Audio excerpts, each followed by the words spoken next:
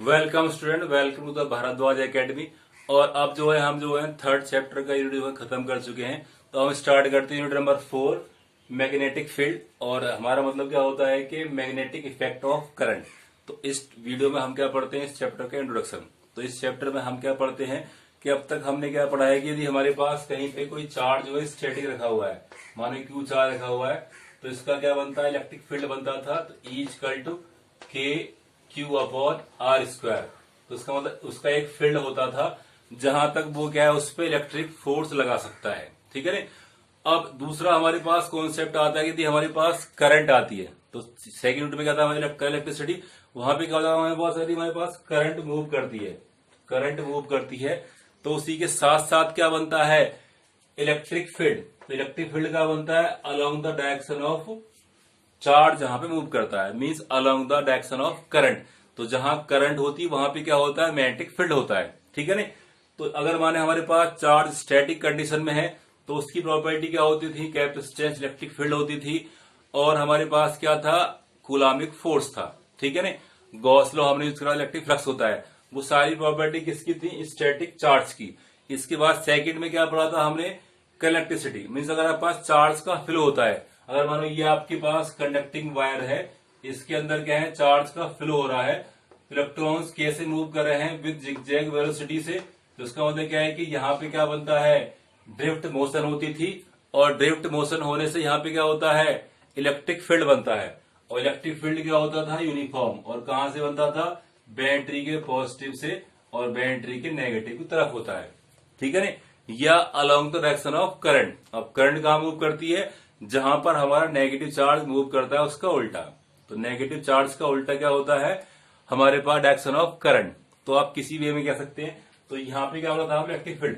तो current carrying conductor या charge अगर आपके पास मोशन में है, तो वो क्या बनाता है, इलेक्ट्रिक फील्ड बनाता है। अगर रुका हुआ है, इलेक्ट्रिक फील्ड बनाता है। और क्या बनाता है वो, ठीक है नहीं, और बनाता है वो गॉस लॉ था, कैपेसिटेंस था। अपर से हमारे पास चार्ज मूव करता है तो करंट बनती है। क्या बनती है, करंट। ठीक है नहीं। तो करंट जब बनती है, उसका मतलब क्या है कि चार्ज फ्लो कर रहा है। तो उसका मतलब क्या है, dynamic charge produced, dynamic charge produced electric field and current. तो हमने थर्ड चैप्टर में यही पढ़ा था। ठीक है नहीं। अब देखो इसके बाद जो है हमने क्या देखा कि जो एक हमारे पास बहुत ही ग्रेट साइंटिस्ट थे, ऑस्टर्स, उन्होंने क्या देखा कि हमारे पास यदि कोई सर्किट बना हुआ है, तो वहां पे हमारा सर्किट बना हुआ है इस तरह, और ये आपके पास बैटरी है, और यहाँ पे आपके पास की है, और यहाँ पे लेट वाला करंट जा रही है इस तरह। तो उन्होंने क्या यूज करा, मैग्नेटिक कंपास। और मैग्नेटिक कंपास क्या होता है, इसके अंदर दो तरह के पोल्स होते हैं, नॉर्थ एंड साउथ, एन या एस लिखा होता है, या कलर्स का डिफ्रेंसिएशन होता है। तो इन्होंने क्या करा, कुछ एक्सपेरिमेंट करे कि यदि हमारे पास किसी वायर में करंट जा रही है, तो उन्होंने क्या करा, इस कंपास को कहां रखा, इसके ऊपर रख दिया। जब इसके ऊपर रखा, तो इस कंपास में क्या था, कोई डिफ्लेक्शन नहीं था। मींस अगर हमारे पास करंट फ्लो कर रही है, तब भी यहाँ पे कोई मैग्नेट जैसी कोई प्रॉपर्टी नहीं थी। बट जब इन्होंने इस कंपास को ऊपर उठाया, जब इसको ऊपर उठाया, तो इसमें क्या होता है, डिफ्लेक्शन शो होता है। क्या होता है, डिफ्लेक्शन शो होता है। तो इसका मतलब क्या है कि यहाँ पे अगर आप इसके दूर, मतलब इससे कहीं दूर अगर इस कंपास को रखते हैं, तो इसका मतलब क्या है, इट्स शो डिफ्लेक्शन। इसका मतलब क्या है कि जो ये करंट कैरिंग वायर है, इसमें कोई ना कोई मैग्नेटिक प्रॉपर्टी भी है जो मैग्नेट को प्रोड्यूस करेगी। तो मैग्नेटिक फील्ड कहां से बनता है, किसी ना किसी मैग्नेट से। तो आपकी आधे फॉर्मेट मैग्नेट होती है, नॉर्थ और साउथ, आप उसको चिपकाते हैं तो क्या होता है, दे अट्रैक्ट और रिपेल। अगर आप सेम पोल को लेके जाएंगे तो क्या करते हैं, रिपेल करते हैं। अगर आप अपोजिट पोल को लेके जाते हैं तो वहां पे क्या होता है, अट्रैक्शन। अब देखो सेम और अपोजिट क्या होते हैं वहां पे, नॉर्थ एंड साउथ पोल्स। तो ये हमारे पास क्या होता है, मैग्नेटिक कंपास। ये क्या करता है, सिर्फ डिटेक्ट करता है presence of magnetic field, magnetic field. ठीक है नहीं। फिर क्या देखा उन्होंने कि हम इस पोलैरिटी को उल्टा कर दें। मीन्स अगर हम क्या करते हैं, इस पोलैरिटी में इस तरह हमारे पास नेगेटिव और यहाँ पे क्या हो जाए, पॉजिटिव। तो जो इसका डिफ्लेक्शन है वो भी क्या हो गया, रिवर्स हो गया। वो भी क्या हो गया, रिवर्स। अगर यहाँ पे डिफ्लेक्शन रिवर्स हो रहा है, इसका मतलब क्या है, जो मैग्नेटिक फील्ड है उसकी अपनी डायरेक्शन भी है। ठीक है ना। तो उन्होंने कुछ चीजें यहां से क्या करी, ऑब्जर्व करी। तो पहली चीज ऑब्जर्व क्या होती है कि हमारे पास यदि करंट कैरिंग वायर है, तो that can produce magnetic field also along with electric field and current. तो करंट और इलेक्ट्रिक फील्ड के साथ साथ मैग्नेटिक फील्ड भी बन सकता है। और इस मैग्नेटिक फील्ड की जो प्रेजेंस है हम उसको डिटेक्ट कर सकते हैं with the help of compass, ठीक है नहीं। और दूसरा जो सबसे खास बात थी वो ये है कि इस मैग्नेटिक फील्ड की डायरेक्शन भी होती है। क्या वो डायरेक्शन होती है? और सबसे खास बात क्या थी कि ये जो डायरेक्शन है वो एंगल पे डिपेंड करती है। किस पे डिपेंड करती है? एंगल पे डिपेंड करती है, ठीक है नहीं। तो यहाँ पे क्या समझ में आता है कि हमारे पास magnetic field are also produced by current carrying wire. तो इस पूरे चैप्टर में हमें क्या पढ़ना है कि मैग्नेटिक फील्ड बनेगा किसके थ्रू? करंट कैरिंग वायर के। मीन्स अगर करंट कैरिंग वायर है, अगर करंट यहाँ पे मूव कर रही है तो इसका मतलब there should be magnetic field also. तो पहली चीज क्या पढ़ते हैं इसमें? Oersted's experiments.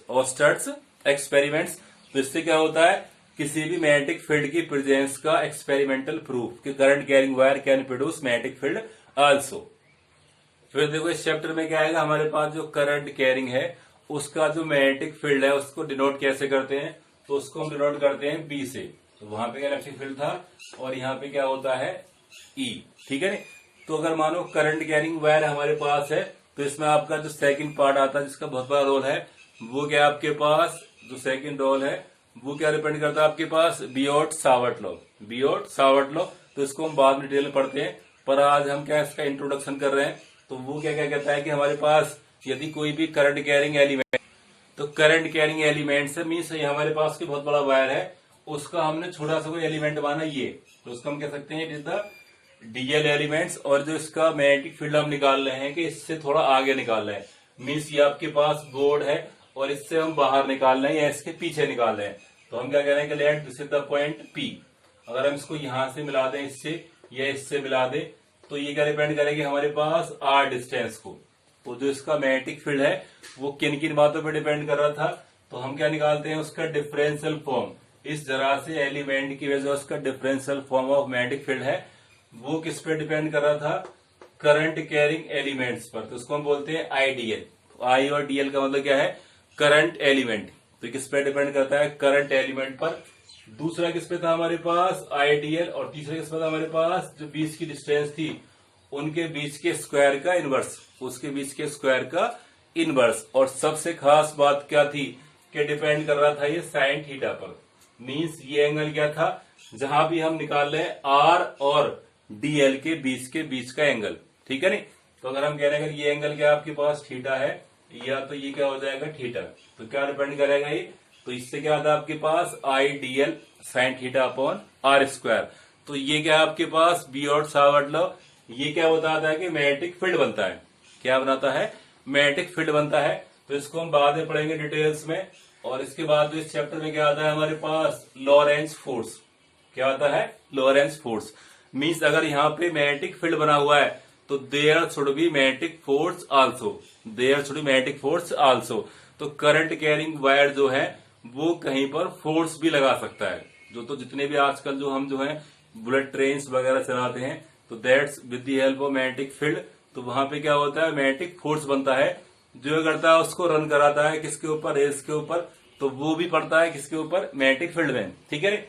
तो यहाँ पे आपको क्या मिलेगा? मैग्नेटिक फोर्स भी मिलता है। क्या मिलता है? मैग्नेटिक फोर्स ही मिलता है। और जो मैग्नेटिक फोर्स है वो भी किसी न किसी बात पर डिपेंड करता है। तो वो डिपेंड करता है हमारे पास जब हमारे पास चार्ज मूव करता है तो वो डिपेंड किस पे करता है?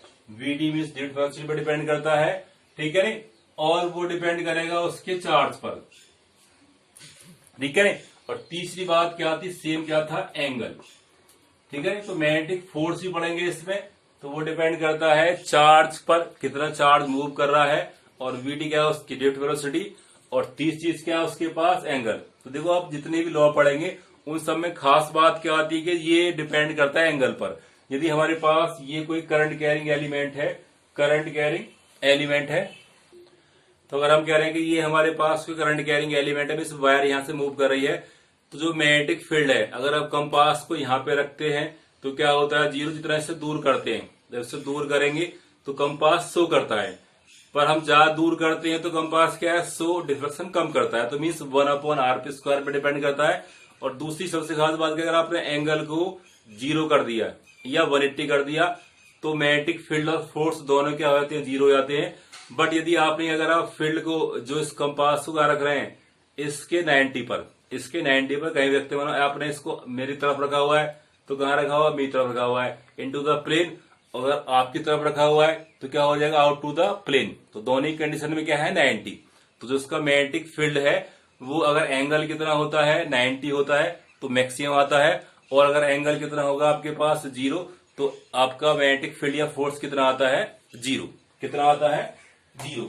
तो ये सब पढ़ेंगे हम इसी चैप्टर में, ठीक है। तो बहुत ही इंटरेस्टिंग और बहुत ही इंपोर्टेंट चैप्टर होता है और बहुत ज्यादा हमारे पास एप्लीकेशन है इसका डेली लाइफ में, ठीक है ना। तो ये क्या था आपके पास पूरे चैप्टर का इंट्रोडक्शन, और इसको हम पढ़ेंगे डिटेल में, ब्रीफली, स्टेप बाय स्टेप्स, ठीक है ना। तो ये वीडियो आपको कैसा लगा, लाइक एंड शेयर करें, और I hope so you will be happy. और हैप्पी रहना क्या है, बहुत ही जरूरी है।